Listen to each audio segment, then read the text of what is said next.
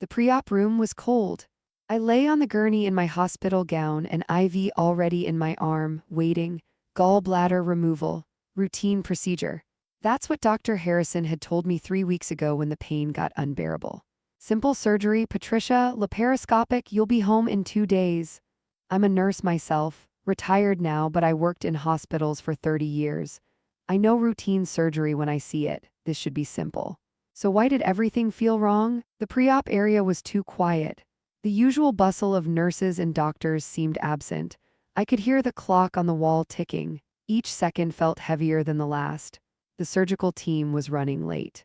I'd been lying here for 45 minutes. The anesthesiologist still hadn't come to talk about sedation. I tried to shift position, but the IV line restricted my movement.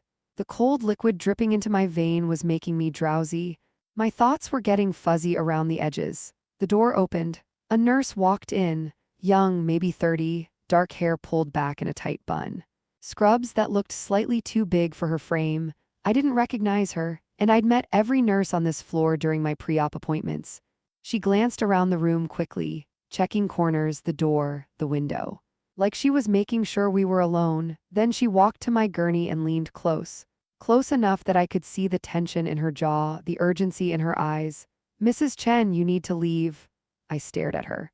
"What? Get out of this hospital right now before they take you to surgery." My heart started pounding. "Who are you? I don't know you." "That doesn't matter. What matters is that you're in danger." I tried to sit up, but the IV pulled at my arm. The tape holding it in place tugged at my skin. "I'm having surgery. What are you talking about?" Her hand gripped mine. Strong, urgent, her fingers were cold. "Mrs. Chen, listen to me very carefully. Do you really trust the person who signed your surgical consent forms?" My stomach dropped. The air in the room suddenly felt thinner. "I signed them myself, last week in Dr. Harrison's office." "No, you didn't." "Yes, I did. I remember signing them, blue ink, 3 pages. I initialed each page and signed the last one." She pulled a paper from her pocket, unfolded it slowly, showed me a surgical consent form, my name typed at the top, Patricia Chen. Date of birth, medical record number, but the procedure listed wasn't gallbladder removal. It said, emergency exploratory abdominal surgery, high-risk procedure, possibility of organ damage, possibility of hemorrhage, possibility of death during procedure, and the signature at the bottom looked like mine, but it wasn't. I'd been signing my name for 58 years. I knew every loop, every curve. This signature was close. Very close, but the loops were slightly too round. The pressure was too even. The final flourish was missing. Someone had practiced my signature, gotten very good at it, but not perfect. Someone had forged it. "Where did you get this?" My voice came out shaky. "From the surgical file they're about to use in the operating room." "Mrs. Chen, this isn't a gallbladder surgery. Look at what you're supposedly consenting to." I read it again, more carefully this time. Emergency exploratory surgery. They'd be cutting me open. Not the small laparoscopic incisions Dr. Harrison had described. A full abdominal incision. High risk of complications. High risk of death. This isn't what I signed. I signed consent for laparoscopic gallbladder removal. Low risk. Routine 4 small incisions, outpatient procedure. I know. Then who switched it? Who would do this? She looked at me. Her eyes held something I couldn't quite read. Sadness, knowledge, fear. "Who brought you to the hospital today, Mrs. Chen?" "My son. Michael had picked me up at 6 this morning. He'd made me breakfast, scrambled eggs and toast. He'd helped me into his car. He'd checked me in at the surgical admissions desk. He'd walked me to pre-op and kissed my forehead before leaving. My son brought me." She didn't respond, just watched me process it. Watched me connect the dots I'd been ignoring for months. "You're not saying no, that's impossible. Michael would never." "Your gallbladder is fine, Mrs. Chen. The ultrasound from last month showed nothing wrong. No stones, no inflammation." "Nothing." The room tilted. "Dr. Harrison said I have gallstones, multiple stones. He showed me the ultrasound images." "Dr. Harrison lied to you?" "Why would a doctor lie about that?" "Because someone paid him to." The door handle started to turn. The nurse stepped back quickly. Her whole demeanor changed. She became professional, distant, just another hospital employee doing her job. An orderly walked in, tall, bored expression, clipboard in hand. Ready, Mrs. Chen? OR's all prepped. They're waiting for you. I looked at the nurse. She gave me one last look before turning away. Her eyes said everything. Run. I need to use the bathroom first, I heard myself say. The orderly sighed. You're prepped for surgery. You've been fasting, you shouldn't need. It's urgent, please, it's a female issue. He looked uncomfortable. Men always did when you said that. Fine, but hurry, they're waiting. I swung my legs off the gurney. The room spun slightly. Whatever sedative was in that IV was already affecting me. My thoughts felt slow, thick. I walked to the bathroom on shaking legs, closed the door. Locked it, stood there for a moment, breathing hard. Then I looked at myself in the mirror, 58 years old. Gray hair that I'd stopped dyeing 2 years ago, lines around my eyes from 3 decades of hospital night shifts. Tired. So tired, that consent form was forged. Someone wanted me on that operating table. Someone wanted the wrong surgery performed. Someone wanted me dead. And the nurse had asked who brought me to the hospital. Michael, no. No, that was insane. Michael was my son. I'd raised him, changed his diapers, taught him to ride a bike, paid for his college education. He couldn't, but that forged signature said otherwise. I grabbed the IV needle where it entered my arm, pulled it out in one quick motion. Blood dripped down. I pressed paper towels against the puncture site, applying pressure like I'd done 1,000 times for patients. My hands were shaking. I took off the hospital gown, put on my jeans, my sweater, my shoes. Looked at myself one more time. A woman about to either save her life or prove she was paranoid and delusional. I unlocked the bathroom door, opened it. The orderly was waiting outside, looking impatient and checking his watch. Finally. Come on, missus. He saw my street clothes, the removed IV, the blood-soaked paper towels pressed against my arm. His eyes went wide. Mrs. Chen, what did you do? You can't leave. You're scheduled for surgery. They're waiting. I need to. I pushed past him, walked fast down the hallway toward the exit. Mrs. Chen, stop. You can't leave. Security. I didn't stop. My legs felt weak. The sedative was still in my system, but adrenaline pushed me forward. Other nurses looked up from their stations. A doctor called out something. I heard footsteps behind me, but I kept walking. Made it to the main hallway, the elevator, pressed the button, waited an eternity for it to arrive. The doors opened. I stepped in, pressed lobby. The doors started to close. A security guard appeared, reaching for the doors. They closed. I rode down alone, watching the floor numbers descend. Lobby. The doors opened. I walked fast through the main entrance, past the information desk, past the gift shop, out the automatic doors into the parking lot. January morning air hit me, cold, crisp, real. My car was there. Michael had parked it for me in the patient lot. I had the keys in my purse. I got in, hands shaking so badly I could barely get the key in the ignition. Started the engine. My phone rang. Michael, I stared at his name on the screen.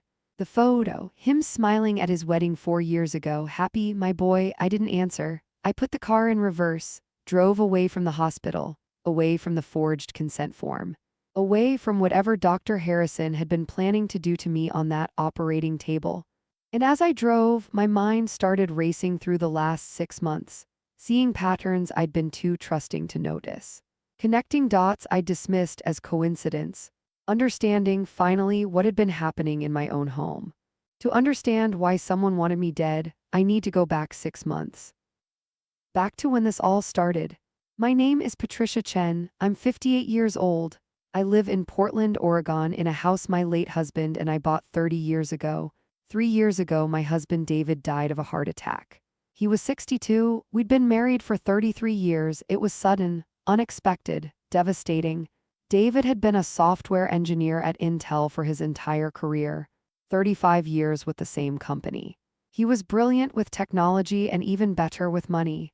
David saved everything, invested carefully. We lived modestly even though we could have afforded much more.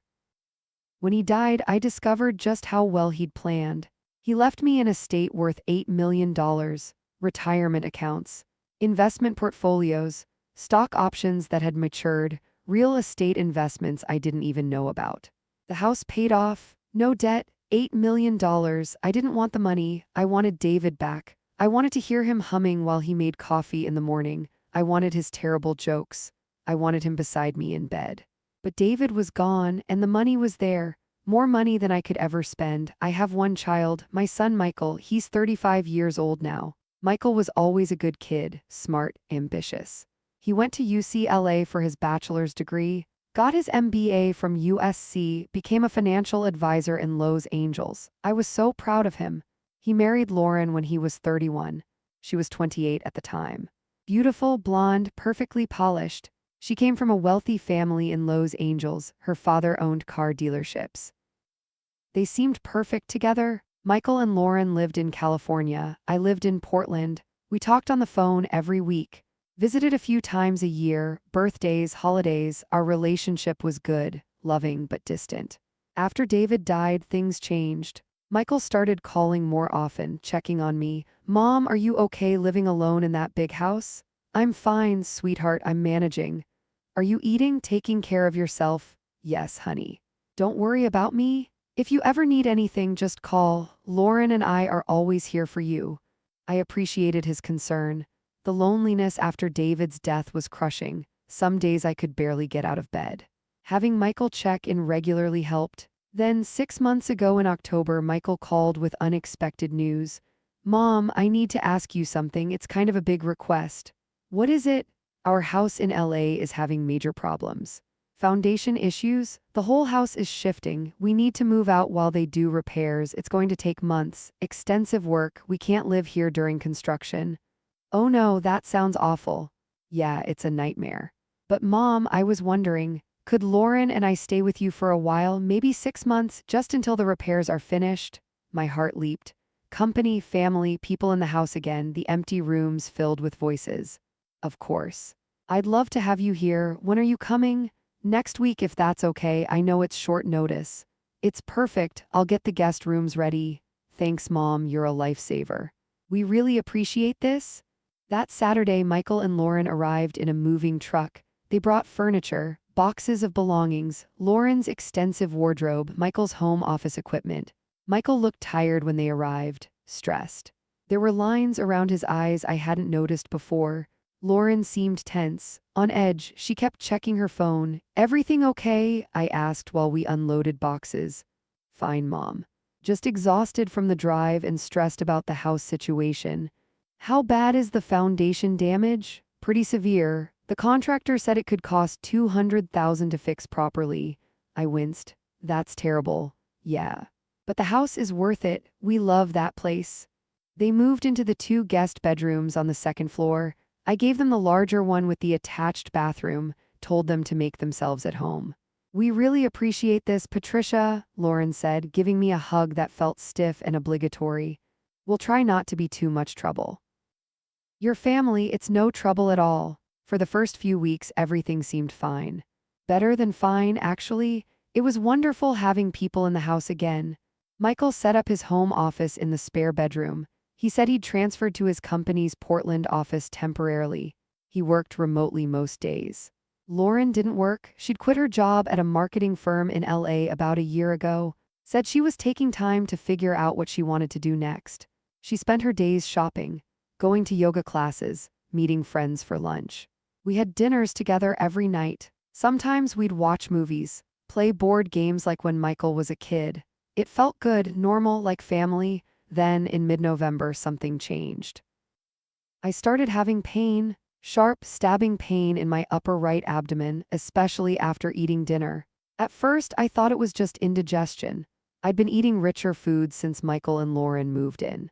Lauren was an excellent cook. She made elaborate meals, creamy sauces, rich desserts. Maybe my stomach was just adjusting. I took antacids. The pain would fade for a while, then come back. By late November, I was having episodes several times a week. The pain would hit suddenly, sharp enough to make me gasp. I'd have to sit down and breathe through it until it passed. "Mom, you're not looking well," Michael said at dinner one night. "Are you feeling okay?" "I've been having some stomach issues, nothing serious." "What kind of issues?" "Just pain sometimes. After eating, it passes." Michael and Lauren exchanged a look. "Mom, you need to see a doctor," Michael said firmly. "You're not getting younger. Stomach pain could be something serious." "It's probably just indigestion." Lauren put her hand on mine. Michael's right, Patricia, you should get it checked out. Better safe than sorry. The pain got worse through December. Sometimes it would wake me up at night. I'd lie in bed, clutching my side, waiting for it to pass. Finally, I decided to call my regular doctor. I'd been seeing Dr. Stevens for 15 years. She was excellent, thorough. I trusted her completely. But when I called her office, the receptionist gave me surprising news. I'm sorry, Mrs. Chen, but Dr. Stevens retired 2 months ago. Retired? She never mentioned anything about that. It was rather sudden. A family situation, I believe, but we have several excellent doctors in the practice. I can schedule you with Dr. Harrison. He's very good. He's taken over most of Dr. Stevens' patients.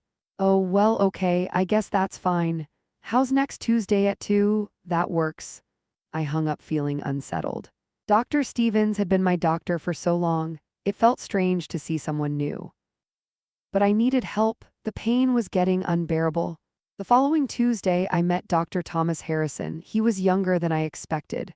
Early 40s, maybe, handsome, confident, professional demeanor. His office was different from Dr. Stevens' cramped, cluttered space. This was modern, sleek, expensive-looking artwork on the walls. Mrs. Chen, nice to meet you. I've reviewed your medical history from Dr. Stevens. You're here about abdominal pain? Yes, upper right quadrant, sharp pain, especially after eating. He had me lie on the exam table, pressed on my abdomen in different spots. Does this hurt? A little. How about here? Yes. That's where the pain usually is. He nodded, making notes. Based on your symptoms and the location of the pain, I suspect gallbladder issues, very common in women your age, especially after menopause. We'll need to do an ultrasound to confirm, but the symptoms are classic for gallstones. I'm a nurse, I said. Well, I worked in hospitals for 30 years before I retired 5 years ago. Oh, wonderful. Then you know that gallbladder issues are very treatable, nothing to worry about. Is surgery usually necessary? If we confirm gallstones, then yes, we'd recommend removing the gallbladder, but it's a routine procedure. Laparoscopic surgery, you'd be back on your feet in a few days. He wrote an order for an ultrasound, handed me the paperwork. Get this done at the imaging center downstairs, then make a follow-up appointment for next week. We'll go over the results and make a plan. I had the ultrasound done that afternoon. The technician was quiet during the procedure. Professional, didn't tell me what she was seeing. A week later, I was back in Dr. Harrison's office. He pulled up the ultrasound images on his computer, pointed at the screen. See these dark spots? Those are gallstones. You have multiple stones and there's inflammation here. Your gallbladder is definitely the source of your pain. I looked at the screen. The images did show some dark areas. What do you recommend? Surgery. We need to remove your gallbladder. If we leave it, you risk infection. The gallbladder could rupture. That could be life-threatening. How soon? I'd like to schedule it relatively soon. How's mid-January? That gives you time to prepare and we can get it done before it gets worse. Okay, January works. He pulled out consent forms, explained the procedure in detail. Laparoscopic cholecystectomy, 4 small incisions, camera and instruments inserted, gallbladder removed, minimal scarring, quick recovery, low risk, routine. Done thousands of times a year. I read through the consent forms carefully. Nurse habit, always read what you're signing. Everything looked standard. Procedure description, risks and benefits, alternative treatments. I signed on the bottom line. Dated it, initialed each page. You're all set, Mrs. Chen. My scheduler will call you to confirm the exact date and time. Don't worry, you're in good hands. We do these procedures all the time. I left his office feeling relieved. A simple surgery would fix the pain. Everything would be okay. I had no idea I'd just signed my own death warrant, or that Dr. Harrison had already been paid to kill me. In early December, about a week after I'd scheduled the surgery, Michael brought paperwork to breakfast. It was a Saturday morning. Lauren was still asleep upstairs, just Michael and me at the kitchen table with coffee and toast. Mom, I've been thinking about your financial situation. I looked up from my coffee. My financial situation is fine, sweetheart. Dad left me very well provided for. I know, and I'm glad. But have you thought about estate planning, tax efficiency? I updated my will after Dad died. Everything goes to you, the house, the investments, all of it. That's good. But there's more to estate planning than just a will. Have you thought about life insurance? I have a small policy, $50,000. It'll cover funeral expenses. Michael shook his head. Mom, that's not enough. You're worth $8 million. When you die, the estate taxes are going to be enormous. We need better planning. Estate taxes. I thought there were exemptions for amounts under a certain threshold. It's complicated. The laws keep changing. But there's a strategy we can use. If you take out a large life insurance policy, it can help offset the tax burden. Plus, it gives me immediate liquid cash instead of having to wait months for probate. He slid papers across the table. An insurance application. I looked at the amount, $3 million. Michael, that's excessive. Why would I need a $3 million life insurance policy? It's not about need, Mom, it's about tax efficiency. Trust me, I'm a financial advisor. This is literally what I do for a living. I advise clients on this stuff every day. But how much will it cost? The premiums must be enormous. At your age and health status, probably around $5,000 a month. $5,000 a month, $60,000 a year. That seemed like a lot of money, but I had $8 million in assets. I could afford it. And Michael was the expert. He did this professionally. If you really think it's necessary. I do, Mom. This is smart planning. It'll protect your estate and make sure I get the full value of your legacy without the government taking half of it. Okay, what do I need to do? Just sign the application. I'll handle everything else. I'll get you the best rates. Make sure everything is set up properly. He handed me a pen. I signed the application, dated it, handed it back. Michael smiled. Thanks, Mom, you're making a really smart decision. This is going to save so much hassle down the road. He folded the application and put it in his briefcase.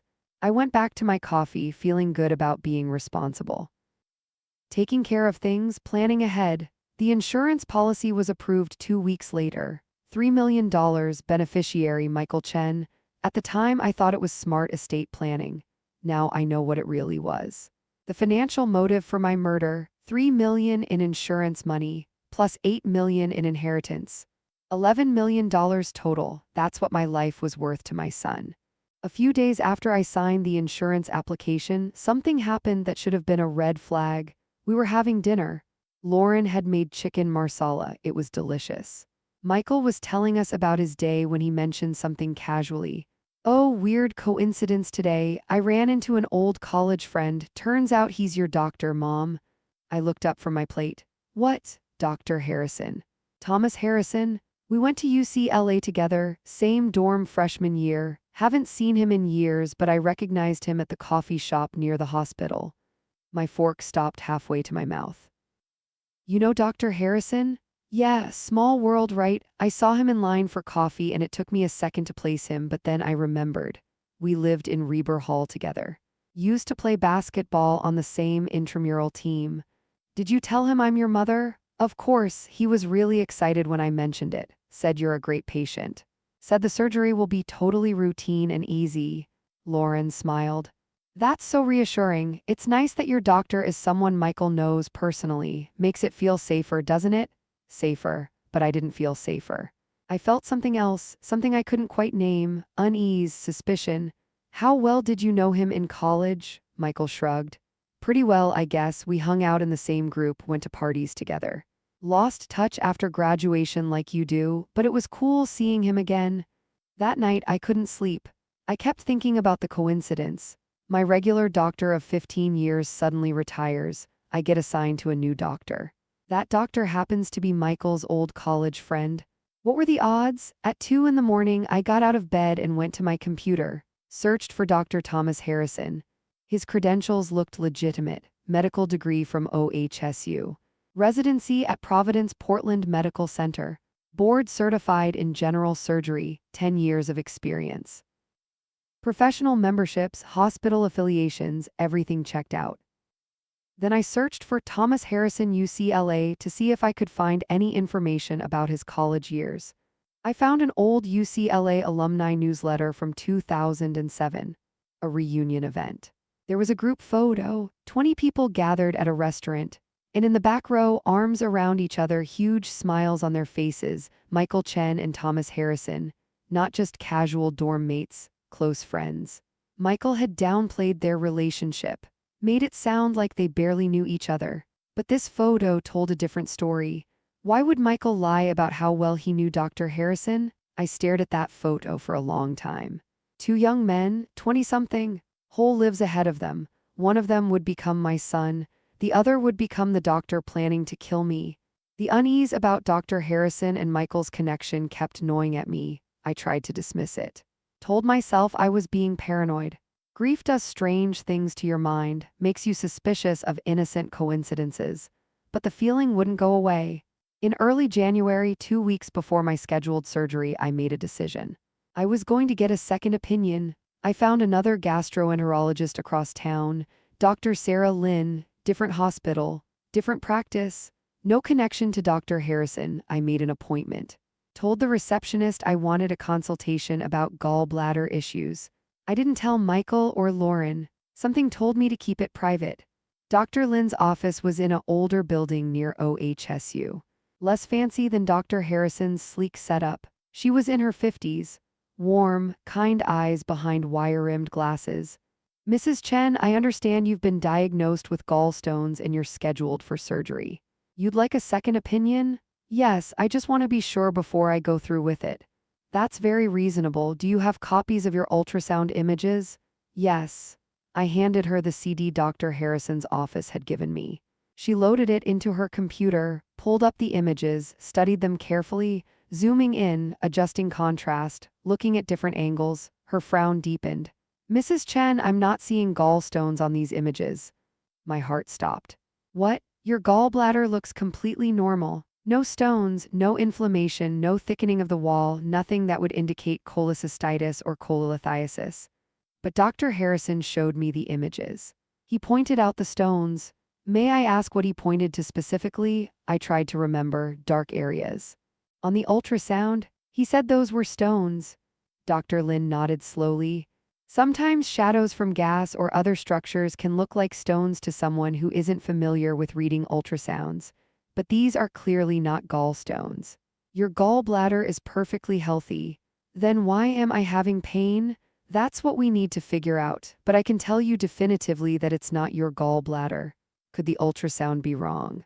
Maybe the imaging wasn't clear? Let me do a fresh ultrasound right now. We can see for ourselves. She took me to an exam room, had me lie on the table, applied gel to my abdomen, ran the ultrasound wand over my upper right quadrant. I watched the screen, watched her face. She was thorough, checked from multiple angles, took measurements. When she was finished, she showed me the screen. See, your gallbladder is right here. Normal size, normal wall thickness. No stones, no sludge, no inflammation. It's completely healthy. I stared at the screen, perfectly normal gallbladder. Then Dr. Harrison was wrong. Dr. Lynn hesitated. I can't speak to another doctor's diagnosis. But based on these images, both the ones from his office and the fresh ones I just took, there is no medical reason to remove your gallbladder. So I don't need surgery? Not for gallbladder issues, no. But we should figure out what's causing your pain. I'd recommend some other tests. Endoscopy to check for ulcers, blood work to check for pancreatitis, maybe a food diary to see if there's a dietary trigger. I left her office in shock. Sat in my car in the parking lot. Dr. Harrison had lied. There were no gallstones. The surgery was unnecessary. But why would a doctor lie about something like that? Unless someone had paid him to. Unless the surgery wasn't about removing my gallbladder. Unless it was about making sure I never woke up from the operating table. I drove home slowly, my mind racing. When I got there, Lauren was in the kitchen preparing dinner. Hi Patricia, perfect timing. Dinner will be ready in 30 minutes. I'm making your favorite chicken piccata. I looked at her, really looked at her, beautiful, polished, smiling, and possibly poisoning me. Actually, I'm not very hungry. I think I'll just have some tea and go to bed early. Her smile faltered, just for a second. Are you feeling okay? You look pale. I'm fine, just tired. I made tea and took it upstairs to my room, locked the door, and started paying attention to a pattern I'd been ignoring. I opened a notebook and started writing down every pain episode I could remember. When it happened, what I'd been doing, what I'd eaten. The pattern became clear within minutes. November 12th, pain after dinner. Lauren made beef stroganoff. November 15th, pain after dinner. Lauren made salmon with cream sauce. November 20th, pain after dinner. Lauren made pasta carbonara. November 24th. Pain after dinner. Lauren made coq au vin. December 2nd, pain after dinner. Lauren made chicken marsala. December 8th, pain after dinner. Lauren made pork tenderloin with mushroom sauce. Every single pain episode happened after eating Lauren's cooking, never after eating out at restaurants. Never after making my own meals, only after Lauren's elaborate dinners. I thought back to meals she'd made. They were always rich. Creamy sauces, heavy foods. She always insisted on serving me first, always made sure I ate generous portions. "You need to keep your strength up, Patricia, you're too thin." And the pain would start 20 to 30 minutes after eating. Every single time, my nurse training kicked in. What would cause acute abdominal pain 20 to 30 minutes after ingestion? Chemical irritant. Something that would irritate the stomach lining or intestines. What was readily available? What wouldn't show up on standard tests? Ipecac syrup. Causes nausea and cramping. Dish soap or detergent. Causes cramping and diarrhea. Certain plant extracts. Causes various gastrointestinal symptoms. Lauren had access to all of it. She cooked every meal, served every plate. She was poisoning me, small doses, not enough to cause serious damage or obvious symptoms that would require emergency treatment. Just enough to cause the pain that supported Dr. Harrison's fake gallbladder diagnosis. Just enough to make the surgery seem necessary and urgent. I sat on my bed, notebook in my lap, understanding finally what was happening. This was a conspiracy. Michael and Lauren needed money. Badly, for some reason I didn't understand yet. They'd taken out a $3 million insurance policy on me. They'd gotten Dr. Harrison, Michael's college friend, to fake a diagnosis. Lauren had been poisoning me to create symptoms that matched that diagnosis. And in a week, I was scheduled for surgery where Dr. Harrison would make sure I didn't survive. It would look like a tragic accident. Surgical complications? These things happen, and Michael would collect $11 million, $3 million in insurance, $8 million in inheritance. My son was going to murder me for money. Once I understood what was happening, I started investigating everything. The next morning, after Michael and Lauren left the house, I went through Michael's home office. I felt guilty doing it, snooping through my son's things, but he was planning to kill me. Guilt seemed irrelevant. His desk was organized. Financial documents in neat folders. His laptop was password protected, but I found something in his filing cabinet. Bank statements for accounts I didn't recognize, an account at a bank in Los Angeles, in Michael's name. Recent deposits, $50,000, $30,000, $75,000, the dates matched. I went to my computer, logged into my own bank accounts, and saw what I'd been too trusting to notice before. Withdrawals I hadn't made, $50,000 on November 3rd, $30,000 on November 18th, $75,000 on December 12th, over $150,000 gone from my accounts. How, then, I remembered. 3 months ago, Michael had asked me to sign a power of attorney. "Mom, just in case something happens during your surgery and you can't make medical decisions, I should have power of attorney. It's standard procedure." I'd signed it without reading it carefully. I pulled up the document on my computer, read it thoroughly this time. Power of attorney for medical and financial decisions, not just medical, financial too. Which meant Michael had legal access to all my accounts. And he'd been stealing over $150,000 in 3 months. But I'd never signed a document giving him financial power of attorney, only medical. I pulled up the original document I'd signed, the one I'd kept in my files, power of attorney for medical decisions only. Then I looked at the version filed with my bank, power of attorney for medical and financial decisions. Same format, same date, same notary signature, but different wording, and my signature looked almost perfect. Almost, but not quite. Michael had forged a new version, added financial authority, forged my signature, filed it with the bank, and been stealing my money for months. My son was a forger, a thief, and a would-be murderer. I needed help. This was beyond what I could handle alone. I called the FBI office in Portland. A receptionist answered. "FBI Portland Field Office. I need to report multiple crimes, forgery, theft, conspiracy to commit murder. 1 moment please." She transferred me. This is Special Agent David Morrison. How can I help you? I told him everything. The fake gallbladder diagnosis, the forged power of attorney, the stolen money, Dr. Harrison's connection to Michael, the life insurance policy, Lauren poisoning me, all of it. He listened without interrupting. When I finished, there was silence. Mrs. Chen, these are very serious allegations. I know, and I can prove all of it. I have bank statements, forged documents. Evidence. May I ask, have you been under any particular stress lately? Grief can sometimes cause people to become suspicious of. I'm not paranoid. I'm not delusional from grief. I'm a retired nurse with 30 years of experience. I know the difference between grief and evidence of crimes. I understand, but what you're describing is a fairly elaborate conspiracy. Yes, it is elaborate. That's why I'm calling the FBI instead of local police. Do you have any evidence that Dr. Harrison is actually planning to harm you during surgery? I have evidence that he lied about my diagnosis. I got a second opinion. My gallbladder is fine. Medical disagreement isn't evidence of criminal conspiracy. What about the forged documents, the stolen money? Those are certainly crimes worth investigating. But they're financial crimes. They don't necessarily indicate a murder conspiracy. I felt my frustration rising. Agent Morrison, my son has forged legal documents, stolen $150,000 from me, taken out a $3 million life insurance policy on me, and arranged for his college friend to perform unnecessary surgery on me. What more evidence do you need? Proof of intent, proof that the surgery is intended to harm you rather than help you. How am I supposed to get proof of that? Wait until I'm dead on the operating table? Mrs. Chen, I hear your concerns. File a police report about the stolen money and the forged documents. If you want to cancel your surgery, cancel it. But I can't open an FBI investigation based on suspicions. He gave me his card number. Told me to call if I developed additional evidence. I hung up feeling helpless. My surgery was in 5 days. No one was going to help me. I was on my own.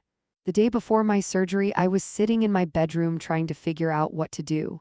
Cancel the surgery? Then Michael and Lauren would know I was onto them. They'd find another way. Go through with it, I'd probably die. Run. Leave Portland, but where would I go, and for how long? My phone rang, unknown number. I almost didn't answer, but something made me pick up. Hello, Mrs. Chen? Yes, my name is Agent Rebecca Walsh. I'm with the FBI. I need to meet with you today, right now. It's extremely urgent. My heart started pounding. Agent Morrison sent you? No, this is a completely different investigation, but it involves your surgery tomorrow. Mrs. Chen, if you go into that operating room, you're not going to survive. How do you know about my surgery? I can't explain over the phone. Can you meet me? There's a coffee shop on Hawthorne Boulevard, the Daily Grind. 2 p.m., come alone, don't tell anyone, especially not Michael or Lauren. How do I know you're really FBI? You don't, but you know something is wrong with your surgery tomorrow. You got a second opinion that showed your gallbladder is fine. You know your son has been stealing from you. You know something terrible is about to happen, so take a chance. Meet me, what do you have to lose? She hung up. I sat there holding my phone. This could be a trap. Michael finding out I was investigating, setting me up, or it could be real. A real FBI agent with real information. At 1:30, I told Lauren I was going out for coffee with a friend. Oh, that's nice. Will you be home for dinner? Yes, I'll be back by 4. I drove to the coffee shop on Hawthorne, found parking, went inside. It was a small place. Cozy, a few people working on laptops, a couple having a quiet conversation. I ordered tea, found a table in the back corner. At 2 p.m. exactly, a woman walked in. Mid-30s, dark hair, professional clothes. She scanned the room, saw me, walked over. Mrs. Chen, I'm Agent Rebecca Walsh. She showed me credentials, FBI badge, identification card with her photo. They looked real. She sat down across from me. Thank you for coming. I know this is scary. Tell me what's going on. Mrs. Chen, you're scheduled for surgery tomorrow with Dr. Thomas Harrison. If you go through with that surgery, you will die on the operating table. That's not a theory. That's a fact. How do you know this? Because we've been investigating Dr. Harrison for 6 months. He's part of a murder-for-hire network that operates across multiple states. My blood went cold. Murder for hire? Yes, here's how it works. Someone wants a family member dead, usually for insurance money or inheritance. They contact a facilitator who runs the network. The facilitator arranges everything. A corrupt doctor provides a fake diagnosis. The victim is scheduled for surgery. The doctor kills them on the operating table, makes it look like surgical complications. No murder charges, no suspicion. The family member collects the money. I couldn't breathe. How many people? Dr. Harrison specifically, he's killed at least 6 people that we know of. The network as a whole, at least 15. Possibly more. And Michael, Agent Walsh pulled out a tablet, showed me a document. A wire transfer from an account in Michael's name to an account in the Cayman Islands. $200,000 dated 3 months ago. Michael Chen paid $200,000 to the facilitator running this network. We have the transfer records. We've been monitoring his communications, his bank accounts, his phone calls. We know everything. You have proof, actual proof that Michael is trying to kill me? Yes. We have emails between Michael and Dr. Harrison discussing the procedure and making sure there are no complications that would raise questions. We have the forged power of attorney, the life insurance policy, the stolen money. All of it. Then why haven't you arrested them? Because if we arrest Michael and Dr. Harrison now, the facilitator will disappear. This person has been running this network for years, arranging murders, making millions. We need to catch them. We need the whole network. So what do you want from me? We need you to help us. Tomorrow, act normal. Go to the hospital like planned. Let them prep you for surgery. But before they put you under, we'll extract you, get you out safely. And then we move in, arrest everyone, Michael, Lauren, Dr. Harrison, and most importantly, the facilitator. You want me to go to the hospital, where they're planning to kill me? You'll be safe, I promise you. I'll be there, disguised as a nurse. I'll get you out before anything happens. What if something goes wrong? Nothing will go wrong. We've done this before. We know how to protect you. I looked at her, really looked at her. She was young, confident, but there was something else in her eyes, something personal. Why are you doing this? Is this just your job? She hesitated. My sister was one of Dr. Harrison's victims. 4 years ago, her husband paid to have her killed. She died on the operating table during what was supposed to be routine gallbladder surgery. My heart broke for her. I'm so sorry. I became an FBI agent to stop people like the ones who killed her. This isn't just my job, Mrs. Chen. This is personal. I won't let what happened to my sister happen to you. I made my decision. Okay. I'll help you. Tell me what to do. Act completely normal tonight and tomorrow morning. Don't let Michael or Lauren suspect anything. Tomorrow, go to the hospital like planned. I'll be there. I'll be the nurse who warns you to leave. That's how you'll know it's me. How will you get me out? Just follow my lead. When I tell you to go, go. Don't hesitate. Don't question. Just run. We went over the plan twice more, then she left. I sat there for a few minutes, trying to process everything. Tomorrow, I would walk into a hospital where my son had arranged to have me murdered. But tomorrow, I would also help the FBI take down an entire murder network. And I would survive. I had to. January 15th, surgery day. I woke up at 5 a.m., couldn't sleep anymore. Lay in bed thinking about everything that was about to happen. At 6, I got up, showered, put on comfortable clothes like they'd instructed, went downstairs. Michael was already in the kitchen making coffee. Hey mom, big day. How are you feeling? Nervous. That's totally normal, but you're going to be fine. Dr. Harrison is an excellent surgeon. I looked at my son, the man who'd paid $200,000 to have me killed. He looked normal, concerned, loving. How could someone look so normal while planning murder? Lauren came downstairs. Patricia, today's the day. Are you ready? As ready as I'll be. We're so glad Dr. Harrison is doing the surgery. It makes us feel so much better that it's someone Michael knows and trusts. I forced a smile. Yes, very reassuring. We had a quiet breakfast, toast and juice. I couldn't eat much, pre-surgery fasting requirements, but also because my stomach was in knots. At 7:30, Michael drove me to the hospital. Lauren sat in the back seat chatting about nothing important. Every word felt surreal, like a play, everyone acting their parts. We arrived at Providence Portland Medical Center at 8. Michael helped me check in at the surgical admissions desk.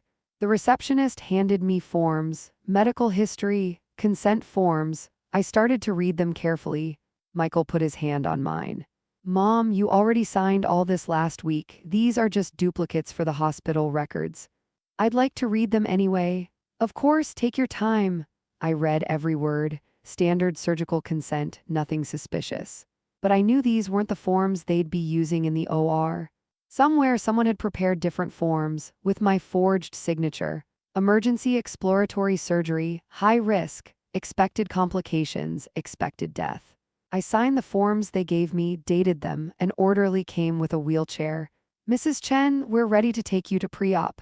Michael kissed my forehead. Love you, Mom, see you after surgery. Lauren hugged me. You're going to do great. They were good actors, I'd give them that. The orderly wheeled me to the pre-op area. A nurse came in. Older woman, gray hair, not Agent Walsh. Let's get you changed, Mrs. Chen. She helped me into a hospital gown. Started an IV in my arm. The anesthesiologist will be by soon to talk to you about sedation. Dr. Harrison will check on you before we take you to the OR. Thank you, she left. I lay there waiting. The sedative in the IV was starting to affect me, making me drowsy, fuzzy. I fought it, tried to stay alert. 45 minutes passed. Where was Agent Walsh? An hour. What if something had gone wrong with the plan? The door opened. A young nurse walked in. Dark hair pulled back, scrubs slightly too big. Agent Walsh. She looked around the room, checking corners, making sure we were alone. Then she walked to my gurney and leaned close. Mrs. Chen, you need to leave right now. And that's when the opening scene happened. The forged consent form, the warning, the escape. After I drove away from the hospital, Agent Walsh had texted me an address. A safe house in southeast Portland. When I arrived, 3 other FBI agents were waiting. Agent Walsh was there too, no longer in nurse scrubs. Back in professional clothes. Mrs. Chen, you did perfectly. How are you feeling? Terrified, shaking, furious. All completely understandable. You're safe now, that's what matters. What happens now? Now we arrest everyone. Teams are already moving. She showed me a laptop. Multiple screens showing FBI agents in tactical gear.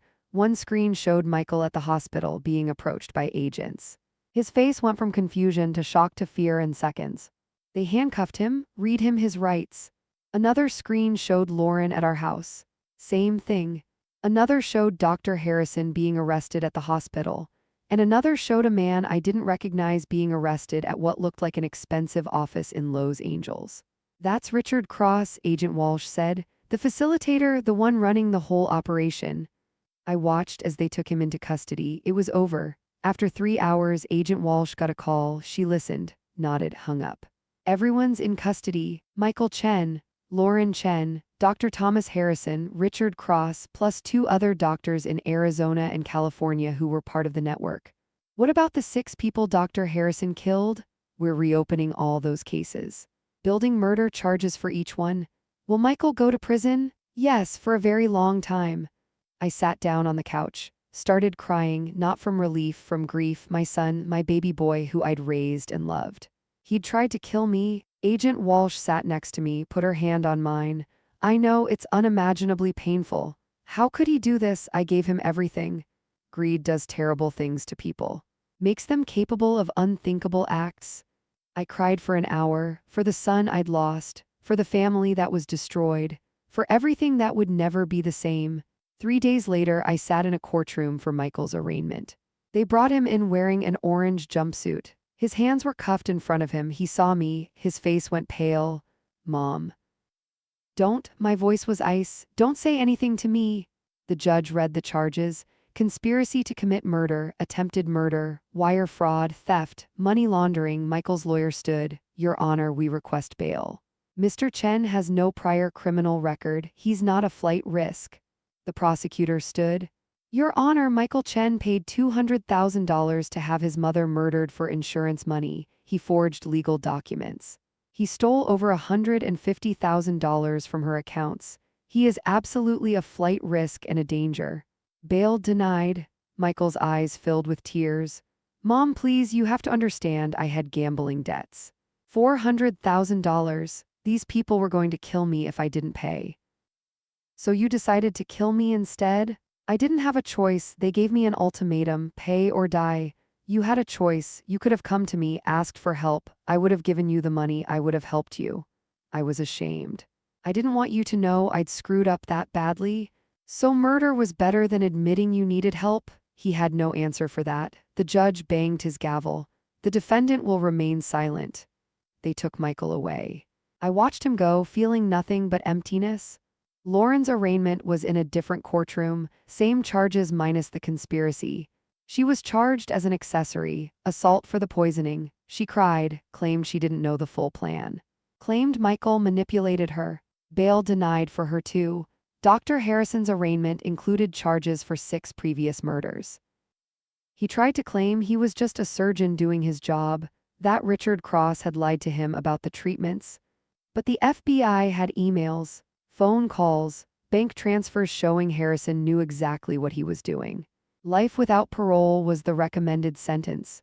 And Richard Cross, the facilitator, he was charged with 15 counts of first-degree murder, multiple counts of conspiracy, racketeering. The prosecutor was seeking the death penalty. 8 months later, the trial began. I testified for 3 full days, told the jury everything: the fake diagnosis, the forged documents, the poisoning, the life insurance policy, the stolen money. The prosecutor walked me through each piece of evidence. Mrs. Chen, when did you first suspect something was wrong? When I got the second opinion and learned my gallbladder was fine. And how did that make you feel? Terrified. Confused, betrayed. Why did you decide to get a second opinion? Because Dr. Harrison was my son's college friend. The coincidence bothered me. The defense attorney cross-examined me. Mrs. Chen, isn't it possible you misunderstood Dr. Harrison's diagnosis? I'm a retired nurse. I understand medical diagnoses. Isn't it possible your son simply wanted to help with estate planning? That the life insurance was legitimate? $3 million on a woman with $8 million in assets? That's not estate planning. That's motive. Isn't it possible you've misinterpreted innocent actions because of grief over your husband's death? No, it's not possible. My son forged legal documents, stole my money, paid $200,000 to a murder facilitator. Those aren't innocent actions.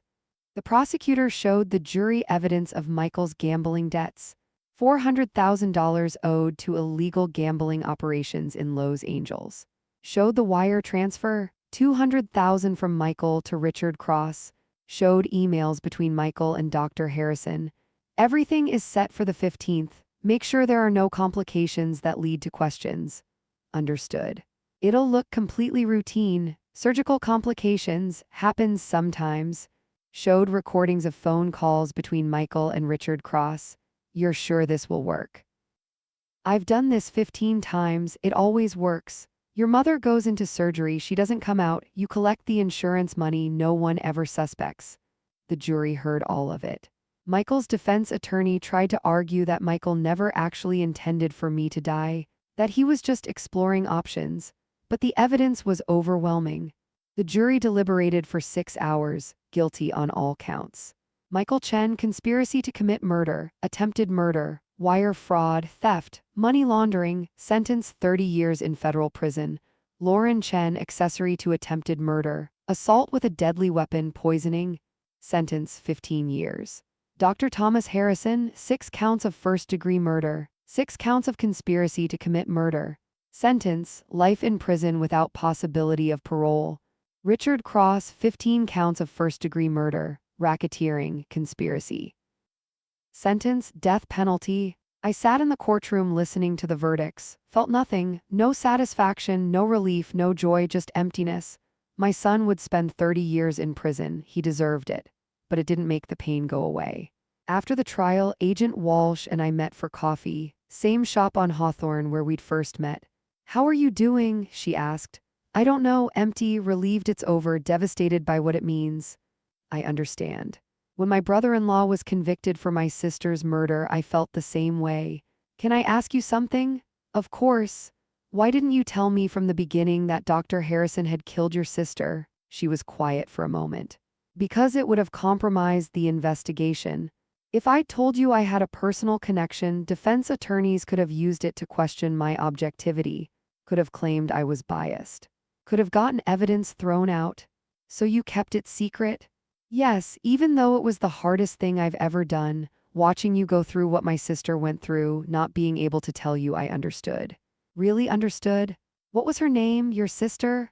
Jennifer Morrison. She was 42, married to a man named Robert. He took out a $2 million insurance policy on her. Paid Dr. Harrison $50,000 to kill her during gallbladder surgery. I'm so sorry. After she died, after I found out it was murder, I couldn't just move on. I became an FBI agent specifically to stop people like Dr. Harrison, like Richard Cross, like your son. You avenged her. Yes, and I saved you. Jennifer would have wanted that. She was always helping people. Always taking care of everyone around her. We sat in silence for a while, two women bound by the same tragedy. Both of us had lost people we loved to greed and murder, but we'd survived, and we'd fought back. 6 months after the trial, my phone rang. Unknown number. I almost didn't answer. Unknown number still made me nervous, but I picked up. Hello, Patricia. I froze. That voice, impossible. David? Yes, sweetheart. It's me, my husband, dead for 3 years. You're dead, you died. I was there, at the hospital, at the funeral. You were at a funeral, but the man in that casket wasn't me. The world tilted. What are you talking about? Patricia, I'm alive. I've been in witness protection for 3 years. I'm calling because it's finally safe. I can come home. Witness protection? Why? What happened? I witnessed a murder at Intel. Corporate espionage that turned into violence. The killers were connected to organized crime. The FBI said if I didn't disappear, they'd kill me, and they'd kill you and Michael too. So you faked your death. Let me think you were dead for 3 years? I didn't have a choice. The FBI staged everything, made it look like a heart attack. Closed casket funeral because they said my body was too traumatized from CPR attempts. It was all staged. You let me grieve for you for 3 years. I wanted to tell you, God, Patricia, you have no idea how badly I wanted to tell you, but the FBI said if you knew, the crime syndicate would figure it out. They'd torture you to find me. I had to protect you. And Michael, did Michael know? No, I couldn't tell anyone. The FBI was very clear about that. David, do you know what happened while you were gone? Yes, I followed the case, every detail. I know Michael tried to kill you. I know about the gambling debts and Dr. Harrison and all of it. Then you need to know something else. Michael's gambling debts weren't random. What do you mean? The people he owed money to are connected to the same crime syndicate you testified against. Agent Walsh told me. They deliberately got Michael into debt. Forced him into desperation. It was revenge. They couldn't get to you, so they destroyed our son instead. Silence on the other end. Oh my God. They wanted to punish you by destroying our family, and it worked. Our son is in prison for 30 years. Our family is destroyed. All because you witnessed that murder and testified. Patricia, I'm so sorry. I had no idea they'd go after Michael. It doesn't matter now. What's done is done. Can I see you? The trial is over. The syndicate members are all in prison. I'm free. We can be together again. I thought about it. 3 years thinking he was dead. 3 years of grief and loneliness. 3 years of rebuilding my life without him, and he'd known. The whole time. He'd been alive and known I was suffering and said nothing. I don't know if I want that, David. What, Patricia, I love you. We can have our life back. You chose to leave. You chose to let me think you were dead. I didn't have a choice. There's always a choice. You could have told me, let me go into witness protection with you. We could have faced it together. The FBI said, I don't care what the FBI said. You're my husband. We were supposed to be partners. You made a unilateral decision that destroyed our family. I was trying to protect you. And look how that turned out. Our son tried to kill me. Our family is shattered. Was I really protected? He had no answer. I need time, David, a lot of time. Maybe someday I'll be ready to see you, but not now, not yet. Patricia, please. I hung up, sat there holding my phone. My husband was alive. I should have been happy, relieved, grateful, but I just felt angry. Angry at him for leaving. Angry at the FBI for making him disappear. Angry at the crime syndicate for destroying our son. Angry at everyone and everything. It's been a year since the trial ended. Michael is in federal prison in California. I haven't visited him, haven't spoken to him, haven't read his letters. Maybe someday I'll be ready to forgive him. But not yet. The wound is too fresh, the betrayal too deep. Lauren was transferred to a women's prison in Oregon. She'll be eligible for parole in 8 years. I hope she never gets it. Dr. Harrison died in prison 6 months after sentencing. Another inmate killed him. Apparently, prisoners don't like doctors who murder patients. I didn't feel sad when I heard the news. Richard Cross is on death row. Appeals will take years, maybe decades. I hope he lives long enough to face execution. He deserves it. David has called me 18 times since that first call. I haven't answered. I'm not ready to forgive him either. Maybe someday, but not yet. Agent Rebecca Walsh and I meet for coffee once a month. 2 women who survived, 2 women who fought back. We've become friends, real friends. She understands what I went through in a way no one else can. I sold my house in Portland, too many bad memories, too many ghosts. Moved to Seattle, bought a small condo with a water view. Started over. I volunteer at a women's shelter now, helping domestic abuse survivors, helping women who have been betrayed by the people who were supposed to love them, helping them find their strength, find their voice, teaching them to trust their instincts. And I'm writing a book about my experience, not for money, not for fame, but because other people need to know, need to understand that sometimes the people closest to you are the most dangerous. That greed can turn love into murder, that you have to trust yourself even when it means suspecting your own family. Especially then, if something feels wrong, trust that feeling. Don't dismiss it as paranoia. Don't convince yourself you're being unreasonable, because your instincts are there for a reason. They're trying to protect you. I almost died because I trusted my son more than I trusted myself. But I survived because I finally listened to my instincts. The second opinion that revealed the truth, the investigation that uncovered the conspiracy, the courage to run when that nurse told me to, all of it came from trusting myself. So here's what I want you to remember. Watch for the patterns, the coincidences that feel too convenient, the lies that don't quite add up. Trust your gut. If something feels wrong, investigate, ask questions, get second opinions. And never, ever assume that family loyalty means ignoring warning signs. Because sometimes the person who says they love you is the person planning to kill you. I learned that the hardest way possible. Don't make the same mistake I almost made. Trust yourself, your life might depend on it. My name is Patricia Chen. This is how I survived my son's attempt to murder me, and this is how I learned to trust myself again. Thank you for watching my story. If it resonated with you, please like and subscribe. Share it with someone who needs to hear that trusting your instincts can save your life. I'm Patricia Chen, and I refuse to be anyone's victim, ever again.